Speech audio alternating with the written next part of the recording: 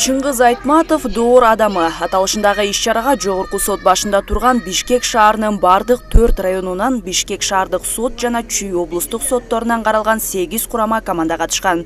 Жалпысынан даярдыкка 2 жума убакыт берилип, спектакльде өнөрлөрүн көргөзгөнгө 20 мүнөт бөлүнгөн.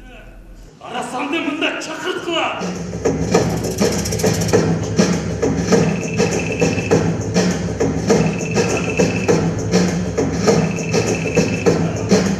Айта кетсек, жазуучунун биринчи мугалим Гүлсары, Саманчынын жолу, Жамиля, Тоолор кулаганда, Ак кеме, Кызыл жоолук жалжалым чыгармаларын сахналаштырып тактуулашты. Буга улай кылымга арытар бир күн чыгармасынан Чыңгыз хандын Ак булут үзүндүсүн аткарган жогорку соттун кызматкерлери да жалпысынан окуп чыгып даярдык көргөндөрүн айтышты.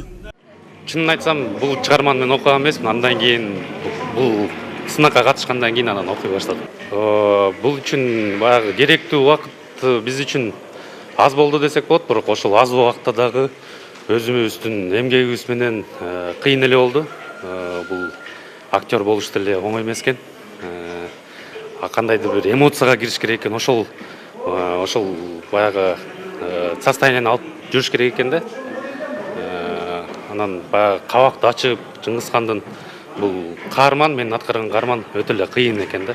Жыйынтыгында Бишкек шаарынын 1-май райондук сотунун кызматкерлеринен куралган топ Саманчынын жолу чыгармасы менен 1-орунга татышты. Ал эми Кыргыз Республикасынын жогорку сотунун командасы кылымга арытар бир күн романына кошумча бөлүм катары жазылган Чыңгыз хандын Ак булуту повестин сахналаштырып, 2-орунду багындырышты. 3-орунду болсо Бишкек шаарынын райондор аралык соту Ак кеме повестин аткарып жеңип алышты.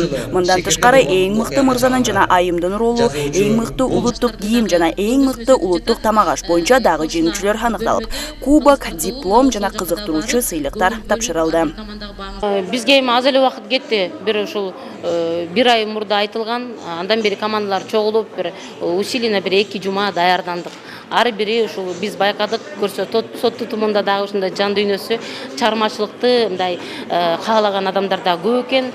Ушул аралыкта биздин кызматкерлерибиз өздөрүнүн Айтматовдун романдарынын ичинде өздөрүнүн ушундай бир мындай каарман катары көрсөтө алышты деп ойлойм бүгүнкү күн. Бактыгүл Акматалиева, Орозбек Тынчтыкбек уулу, СТВ.